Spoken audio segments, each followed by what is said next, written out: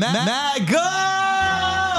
Nail polish coming off. Al got like 3 more weeks of nail polish. Trump's America, nail polish is done. What are the new pronouns, Akash? Tell them the new pronouns. MA/GA. MAGA. That word is back. That one is also That word is back. Everything's back. When we walked in, Dove was singing, MAGA, Nagila, MAGA, Nagila, MAGA, Nagila, MAGA. Listen, we've been very fair and unbiased about this election. Unlike some of us, Alex has been riding Kamala's fucking roti for the last 3 months. That's good. Okay, if that's an Indian, then that was good. Dove, why don't you just stand directly in front of all 3 cameras? More in the Why don't you just put the Chablis down? Put it down. No, we know. We know you got to eat first. We know you got to eat first. What a surprise. Dove comes somewhere he's not welcome and won't leave. Yeah. They get kicked out. It's 110. We call you the little hats and you're wearing the biggest hat possible. Why are you doing that? Okay. In all seriousness, I want to have a conversation You're about... not wearing your son yarmulke, bro? What? No. It's in his back pocket. It's his lucky charm. Oh, yeah. Okay. But in all seriousness, guys, let's have a real conversation. Yeah. Alex, what are you feeling? You know, what's going on in your mind?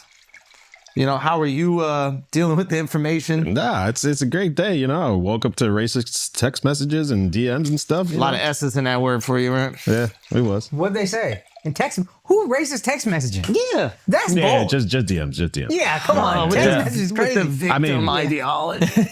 right? Nah, but my group chat of all black guys, they got to hit me with racist shit. So they happy, bro. They're happy. Oh, they are. Come on, bro. My friend Tobago. I shouldn't have gone to you first. I knew you were going to bring down the mood. Okay. Mark, what's your mom tell me saying? what the family celebration was like. What was the group chat doing? Group chat's divided. Why? And some people are like, hell yeah, Trump's president, let's fucking go. The other half is like the corporations have taken over and Satan is now in charge. Because ultimately all politicians serve Satan. Okay? So there's no political discourse Yo, without Mark's Satan. mom is the shit. We should have had her on today. That would have been the best. Yeah, And just 1000%. watch her just laser beam Dove for 2 hours on a podcast. Stare straight into his soul. Yeah. You guys knew who was going to win. Dove would convert. Dove would absolutely convert. Okay, what are you feeling, Akash? Yo, I kind of smugly satisfied. Like, this is what y'all get. Y'all didn't want to come on Flagrant. You know what they told us? It was too big of a risk. It was too big of a risk for Kamala to come on. Okay, you fucking loser. You know what I mean? Like, it's a kind of a risk in not doing any big podcasts. Bro, you know what? We told a little Chinese man once. He was running for mayor of New York City. Yeah. We say, yo, if you wanna be mayor, you gotta come on Flagrant. The only way that you can be mayor of New York City is if you come on Flagrant. Yep. Said it was too big of a risk. And now look at him. Where is he? Selling Anybody heard his insurance. name for 5 years? Selling insurance in Wisconsin. Nah, yeah, he has a nice podcast. Does he? That records at a WTF Media Studio. Oh my God! Midtown, But with all due man. respect, he's great. He's absolutely amazing. Are you sure it's him? It is over in Canal Street, so I don't want you. I just want to make sure you're not being racist right now. Podcast, I pay rent. He delivers my sushi. It is weird. It's weird that he collects rent from me at the end of the month. That is a peculiar arrangement. Now, yeah, just a wild time. It's just a wild time. Okay, let's get into a lot of different conversations. Well, how are things in your household? I didn't tell y'all, or maybe I did tell y'all. I tried to pull Larry David yesterday. Cause you know me, the idea of like going to vote just seems like such I an ain't doing that effort. shit. Oh my God! Then my address was in a different place, and I was like, I'm not going all the way up to that polling thing. So my wife, 5 blocks away. no, it was on 58th. Oh, why? good. Because business manager put the address, like a whole thing, whatever. Anyway, so I asked my wife, I'm like, yo, who you voting for? She goes, I'm voting for Kamala. You know, like we have a daughter and I'm worried about her reproductive rights. Let's go. And I was like, that's a good ass point. Yes, That is a go. good ass point. And then I also, hold on. Women, smart Hold women. on. I also Smart calculated, women. I was like, probably got another couple elections before them reproductive rights are gonna kick in. I think we can fix that shit up. I think we got about 2 or 3 more before we're gonna need one of them. 2 or 3. Come on. Wait, right? Got about 5 or 6, hopefully. Nah, you're right. Why am I even saying 8 to 12 is crazy. What you worried about, man? It was wild. Yeah, I was. 'Cause how many years did I think Trump was going to be there? Forever. You heard that, Shifty? MAGA. Oh, yeah, that's right. There's no Okay, more Shifty? elections. MAGA. Yeah, we never have to vote again. How convenient is that? That is no nice, more dude. elections, bro. Anyway, That is nice. So I asked my wife, I'm like, yo, who you voting for? She goes, Kamala. And I'm like, all right, look, I want to do a Larry David with you. So I'm going to vote Trump. You're going to vote Kamala. If neither of us vote, then we did vote. Yeah. Right? Because they cancel each other out. This is a Larry David, Curb Your Enthusiasm episode. She goes, all right, that kind of makes sense. Then hits me up midway through the day. I went and voted. Yes. I said, this motherfucker. I said, this motherfucker is trying to get one over on me. I rolled right to the closest precinct. I said, yo, can I vote here even though I'm not signed up? And they were like, yeah, this is America. You don't even need an ID. You don't even need to speak English. You could walk in here with a Venezuelan flag and a gun and you could vote. So I walked in there and they were like, you could sign an affidavit or some other bullshit. And I just voted. Hell yeah. Evened it out. They take them shits, throw them right out. They try to do do. extra work. They do. All right, so let's get into this discussion real quick. What do you think the real decision was that was made by the American public? Economy. You think it was in my estimation, this is what I think it was: a referendum on liberal politics and leftist politics. I don't think it was Trump populism. I think a lot of people are going, Trump is this amazing populist and he was just so engaging and everybody just fucking loved him.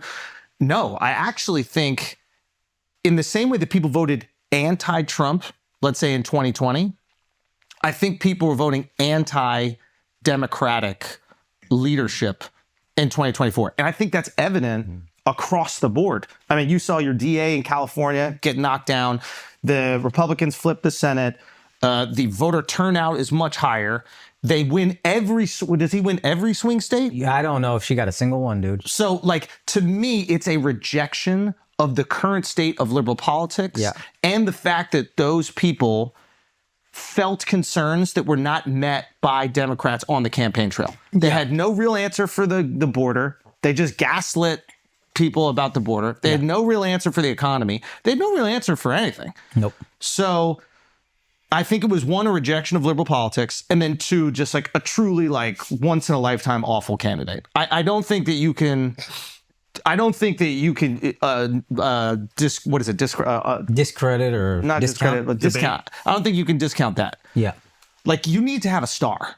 Yep. You know what I mean? Like, when I saw Obama on the campaign trail, I was like, holy shit, this guy's a fucking superstar. Yeah. And then you see her like flopping around like a fish on a boat, and it's like, it was just brutal, you know? So I think it was a rejection of leftist policies and leftist politics, along with just a truly horrible candidate. The other part of the politics I think that people were fed up with was just the games Democrats play in the guise of democracy and like we're the ones who care about the people. Nobody elected Kamala, just like nobody wanted Hillary in 2016. You're so eager to have a woman president or whatever it is, to whatever your reasoning is. This is the corporate person. Fuck actual democracy in action during the primaries. Let's put in the candidate we want. And then I think it's one of the worst campaigns. I think she could be a good candidate, but it was maybe the worst campaign I've ever seen in my life. Is legacy media done? Legacy media is done. So I have theories on this. I think, okay, because you got to look at it two ways. Is legacy media done, or was Kamala so bad that even with the influence of legacy media, they couldn't get it over the hump?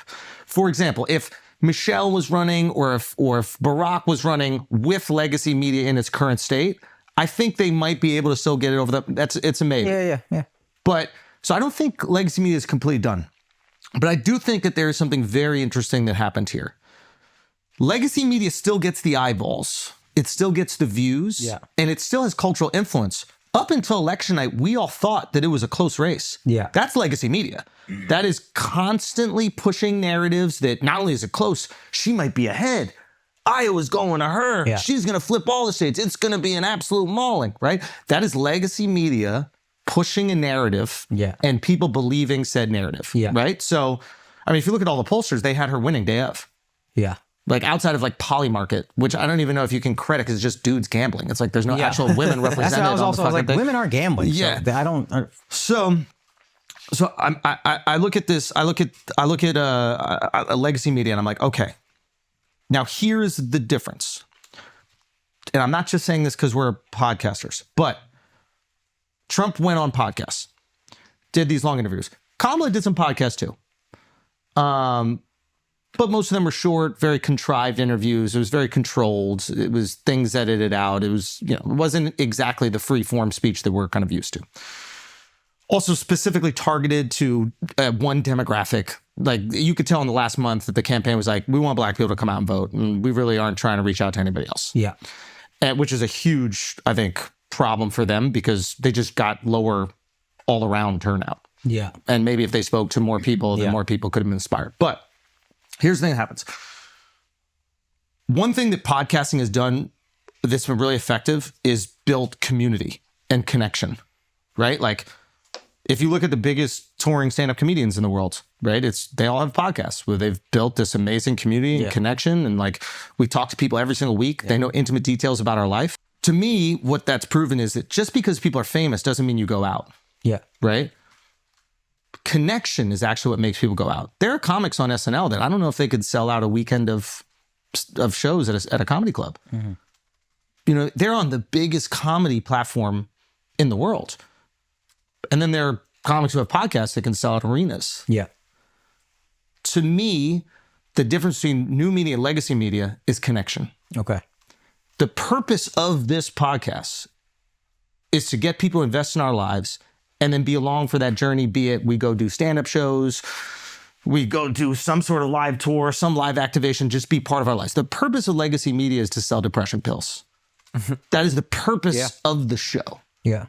They're creating the show so that they can sell those depression pills. Yeah. That's not to say we don't have ads. Of course we have ads. We didn't originally. For months, a year when we started this. The purpose of this was to build a community and a connection. And I think that fatal flaw, her not going onto these podcasts, is that people weren't able to make that connection. And just as people come out to shows because they build that connection with us here, they came out to vote because he built that connection. Yeah. People leave the house. When they didn't have to leave the house to vote, they voted for Biden. They mailed it in. When they had to leave the house to go to a stand-up show or leave the house to vote, you better fucking, we talk about this all the time. It's an investment. Putting on fucking clothes, standing in line for a couple hours. And we only mailed it in because we were locked inside for 6 months. We had nothing else to do. For sure. I'm not mailing in if I can go outside and do things. Sure, Because we could have mailed in this time, but we're not. I think when I say legacy media is done, I mean, they can still set a narrative. People still watch it. Their influence is, them being the most influential force in the world is done. I don't know if, I wouldn't say done. I would just say that like, they don't have the connectivity. Sure. And the great disruption with new media is the connectivity. Yeah. And before, and the reason why I create the analogy with comics is like before there were comics that could sell out shows by being in a commercial. Mm-hmm. Like they're in a commercial for Pepsi and they could sell out a weekend of shows just because there were so few famous people. Yeah. Now everybody is gone viral. Yeah. What type of connection do you have with your audience? I think legacy media just hits a different crop of voters. It's like with the advent of like TikTok is Facebook done? It's like, well, I think Facebook just kind of hits like a different group of people in a different age bracket in a different geography. Mm-hmm. And I think legacy media effectively does the same thing. I think younger people are probably seeking connection more so. And that community, specifically digitally, is probably more valuable to younger people. Whereas like, I don't know, our parents are not listening to podcasts, but they'll probably tune in to CNN or Fox or whatever, and they'll watch that and then get their information based off that. Yeah. So I think mobilizing young people podcasts is the way to go. Yeah. And then as far as getting older people, I think you have to, now are in a position where it's not pick one or the other, but you have to play both. Yeah. And she chose not to play one. Unbelievable. Well, she played it in a specific way that I think hurt her negatively. It's so dumb. Yeah. Like Call Her Daddy, I don't think you can discount. Breakfast Club, I don't think you can discount. But I think in order to get all of them, you need to do all of them. Like they only did, outside of Call Her Daddy, it felt like they only did black podcasts. And to me, if I'm an American voter, I'm almost like insulted by it. I'm like, hey, we're here too. Like, I know we don't live in fucking Wisconsin or Pennsylvania, but we also care about what you're going to do for us. And if you're just talking about these things the month before the election, we might feel like you don't give a fuck about what's going on for us. The way I'm wired, if I'm a black voter, I'm sorry to interrupt. If I'm a black voter, I start to feel a little insulted. You feel pandered to? Yeah, like what do you do?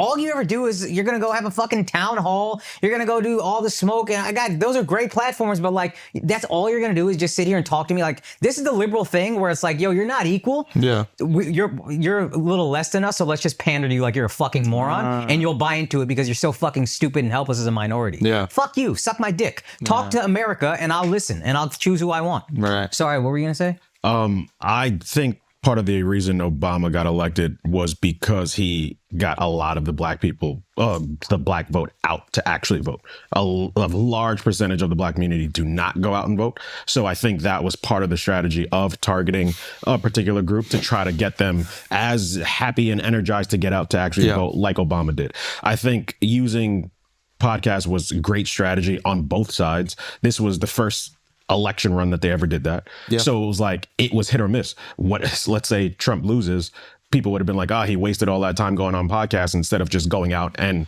doing just talking to people. No.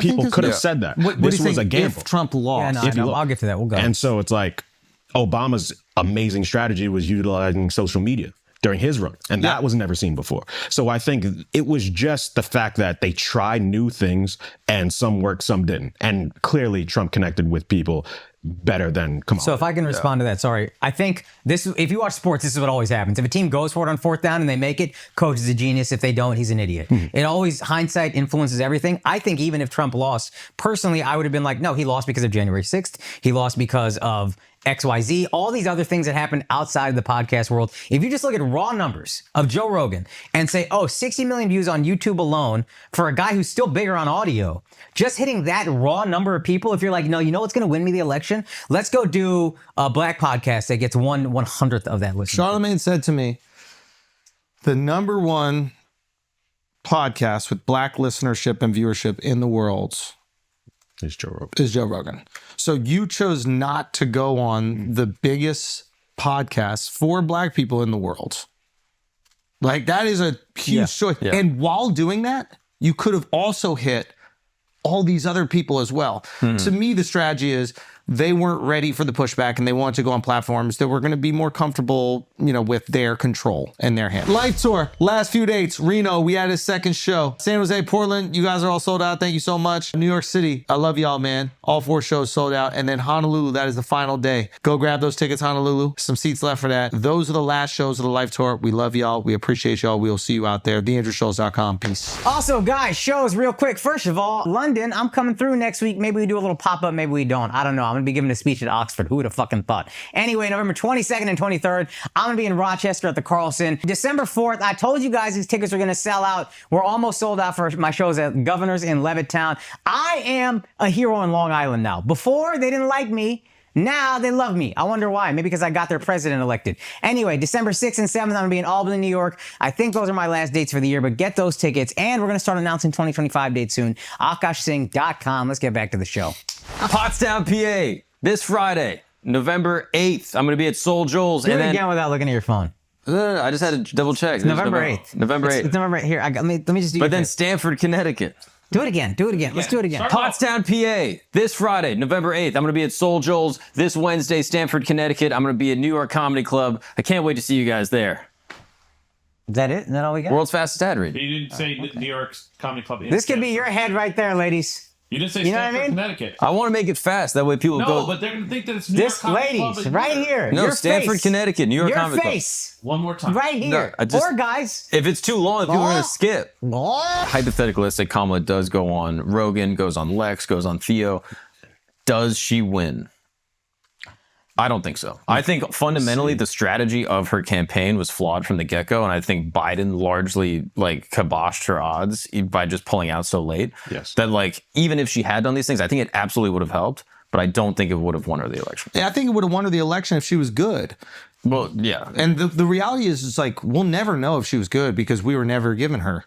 Right. And the most real you've ever seen her is when she and Charlemagne were sitting down, and I was like, Charlemagne, don't have any callers call in. Don't. I said it on Brilliant Idiots. I was like, you just need to talk to this woman for 3 fucking hours. That is the closest that we've seen her to being a real person and not just a politician. Talk to her. That is the way that American can get to know her. America doesn't know her. They've seen her flip-flop on every single issue, which is okay. I'm okay if politicians change their mind. I'm totally okay with that. But give me an explanation as to why.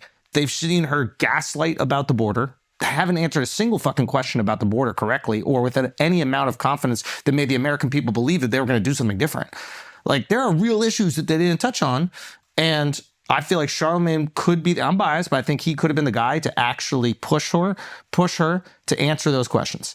But like Mark said, I think Biden dropping out so late fucked her up. I don't know. She didn't have enough time She don't to win prepare. a primary.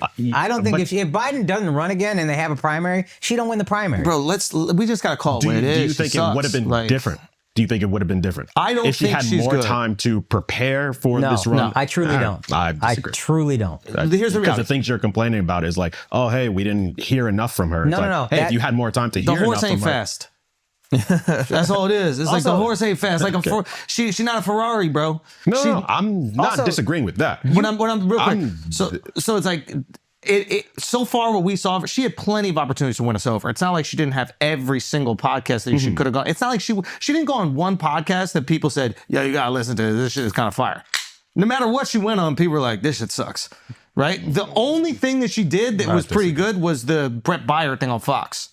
I think the Call Her Daddy. I like to call her daddy, to be honest. Good as I well. thought she in moment. I wasn't like completely floored or whatever, but there were moments where I was like, that was really thoughtful, and it was a unique way of answering that question that didn't sound like a robot was answering it. Yeah. And that was maybe I was looking for very little. I saw that. To your point, I would say not having time. You had ample opportunity to do Joe Rogan and said, "Oh, you need to come to me, and I only give you an hour." And then these fucking liberal idiots were like, "Why won't Joe do that?"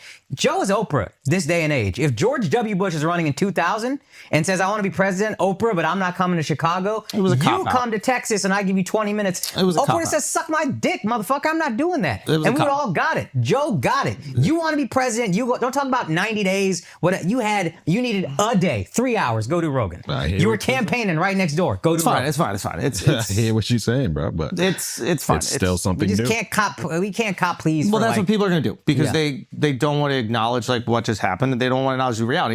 There's going to be some people that I think will move on from this and be like, hey, the Democratic Party did not address the needs of the people. That's why the people overwhelmingly rejected them.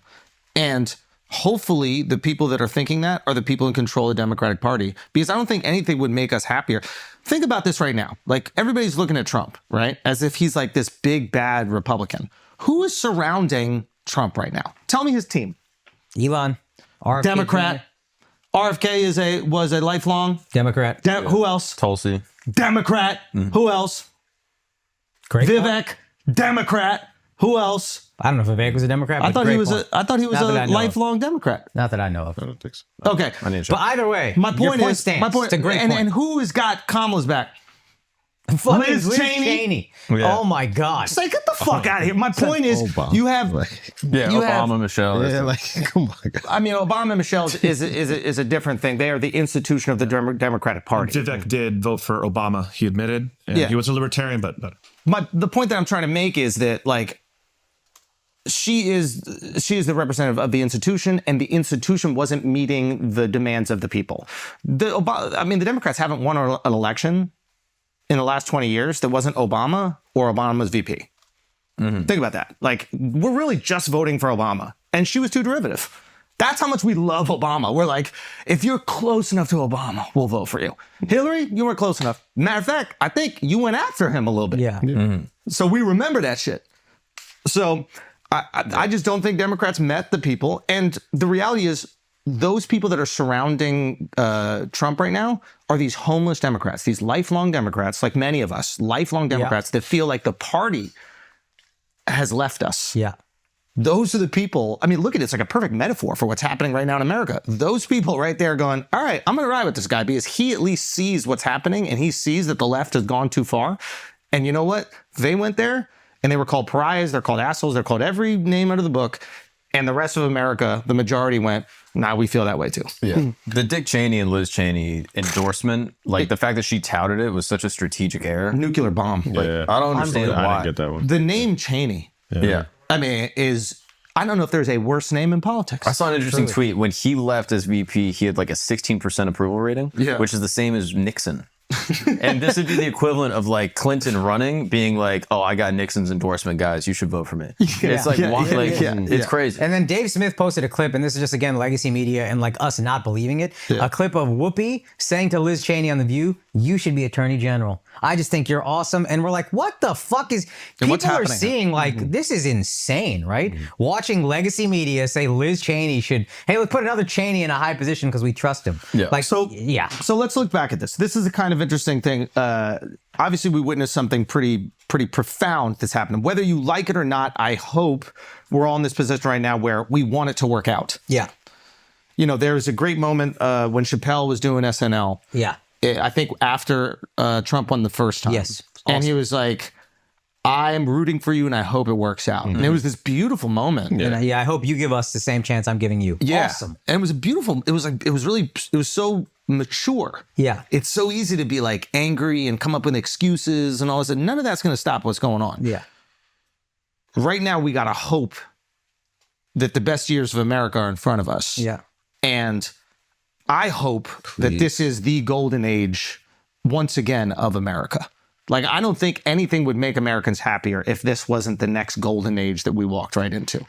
Right now, coming up into this election, I think we can all agree that we're in an all-time low confidence in the institutions in America, right? We didn't In our trust shit. lifetime, for sure. Like, I think that's why she lost. and I think the biggest reason why she lost is she didn't do a good enough job of showing that she will be changed. Yeah. Yeah. She didn't. No, I think you're right. That's the biggest. Actually said I People wouldn't have aren't done anything happy, differently. and she's more of this. Yeah. People Elaborate- they yeah. wanted to change president. Yeah. And they said, would you have done anything different than Biden? She goes, no. That's the So biggest. what are we reason. doing? That you're right. lost her. And I think the economic element of that, I don't think can be understated. which is the change that you want to experience is an economic one. Yeah. And she's basically saying, I don't think he did anything wrong. Yeah. You're sitting at home going, well, I can't afford food anymore. I think Whatever you're more mad than the about. social issues, personally. Like maybe those things factor in, but I do think the idea of people being like, "Fuck, bread is this expensive. Fucking, I gotta buy eggs and whatever and you're gas." mad about, whether it's bread, whether it's migrants, whether it's reproductive rights, like anything bad that happened in the last 4, if you don't distance yourself away from that, what that person is mad about, you're the reason for it. Yeah. And I saw an That's- interesting that's what lost analysis to of the like Obama's election ads, like the ones that he paid for and Kamala's, and they did an analysis between them. And the majority of his were economic. It's like, hey, we're going to fix this. He's coming out of the recession. And then even with his second term, the economy's not fixed perfectly, but he's like, look, we need to change this. They showed Gretchen Whitmer when she was running that she was like, look, inflation is crazy, da da da da da. And then while Kamala's running, like there's all these pieces done by these Democratic political writers being like, guys, the economy is actually great. And they're like gaslighting the general public and being like, guys, whatever you're feeling is actually not true. And whether or not things actually are on the numbers, people feel like it's not. You have to exactly what address we're talking their about with the feelings. And they neglect the feeling. And as a result, it doesn't matter what it actually is. It's how people feel. And people in the middle of the country that feel like, oh, this shit is not going well. The inflation's going crazy. The fact that she neglected that and then was going hard. And they even did like political polling in like Pennsylvania, being like, going at Democrats, being like, okay, which one of these campaign slogans resonates the most with you? It was economic policy was resonating the most. And then Trump being a threat to democracy resonating the least. And then looking at Kamala's campaign things, it was like 30% was Trump is a threat to democracy. 30% is like abortion and social issues. And then like a tiny little fraction, like 5 to 10% was economic. Yeah. And so she didn't distance herself from the current economic system and then kind of went too wide with all these other issues. Whereas Trump is just like, hey, we'll fix the economy. I'm a business guy, da da da da. I think Trump is generally beatable from a lot of other Democratic candidates. I think they could have run people. I don't think he's like an unbeatable guy. I mean, Biden beat him. And Pete